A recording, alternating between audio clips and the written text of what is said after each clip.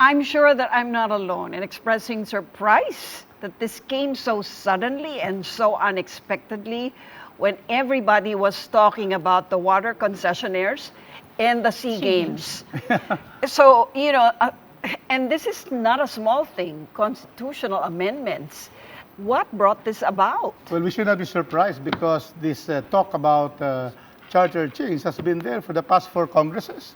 And these have been discussed thoroughly, the economic provisions and the terms of officials. But there is an allegation that it is discreet. It is not discreet. We announced it to the press. All the opposition were there. It was a time for voting. That's why Executive Committee. We have heard already all the sides, the business sector, the academe. We have done this, and we had 3 hearings in Luzon at the Batasan, in Visayas and Mindanao. And the papers are already like this because this has already been 4 Congresses.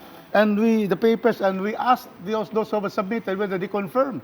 And they have confirmed that what they have given are the same position that they have. The thing is, the last time we heard about constitutional amendments was before the elections. That's correct, yeah. And we were talking about it in the context of federalism. Yes. So this is totally new to us. That all of a sudden, there's, it seems to us, a resolution already. And there seems to have been an agreement already, and it's just now a matter of formalizing it. At what stage are we right now? We are just in the, we have finished the committee stage.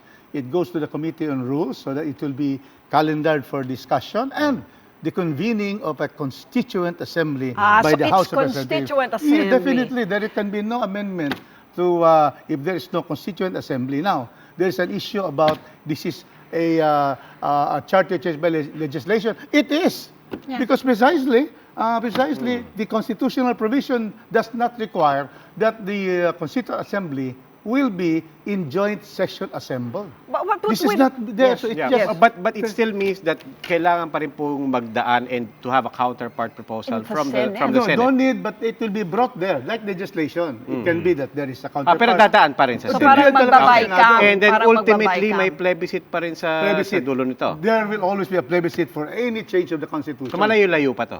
Ay, hindi naman malayo kasi the committee now, so by January 20, we will urge the Committee on Rules that we already start the debate and make the January 20 opening be a constituent assembly for the House. Already? Yes, because we have to debate this very well, and we're going to make sure that all the 302 congressmen, they will have the chance to be able to interpolate and to propose amendments. But your panel has to go through the plenary first. This is just the panel. Yeah, it will go to the Committee on Rules pa. Yeah, the and rules then it will just go to the plenary. The plenary, that's correct. Medyo matagal-tagal pa yan. I mean, are you getting any sense of the House? Because we've talked to some administration congressmen, and what I'm getting is Malacanang has lost interest already, and it's very important that kind of support for this kind of thing to succeed. The thing is that the federal support, even the president has waived. That is why it is not included here. Well, they've actually said they're no longer interested in the federal. But this one about economic provisions, and then the terms of our local officials, who had been having 3 years. We are the only country in the world where public officials and members of parliament or Congress have 3 years. We are the only country. But this is not the first time that economic chacha has been proposed by legislation. Correct. It's been proposed. You're talking about 4 years. It's been proposed before. Yes. So how is it different now? Yes. No, you're talking about na parang tanggal na dito yung federalism. This is much more focused. Malinaw yung surgical, But once you open it to plenary, as they say, once you open the can of worms, anybody can still bring up the same as has happened several correct, times. because it's a constituent assembly. However, it has to be the leadership, and Speaker Cayetano and Majority Leader Romualdez will gear these particular discussions based on these 4 particular subject matter. And if the proponent will not agree to any of this particular addition of other matters, then it will not. Because it changes the resolution. Yes, it changes the resolution. We are not going to accept anymore because first we don't want to have more than these 4, nor inject again the federal, because there is still a big debate on the federal parliamentary system.